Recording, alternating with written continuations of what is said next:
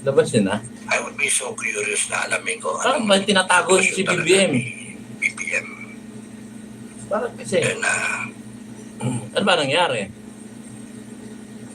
Hindi nagpapakita. pero wala ako kasi masasabi ko. Where is the president? Knowing the predicament of this country, knowing what we are going through, and knowing yung capacity of leadership ni BBM na almost zero. And ang mataas sa kanya is his ability to corrupt people, institutions. And then,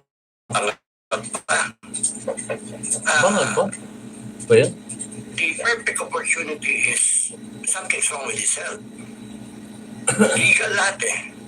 So, I'll make a report, verify it, and then submit it to the Vice President so that she can act according to the Constitution.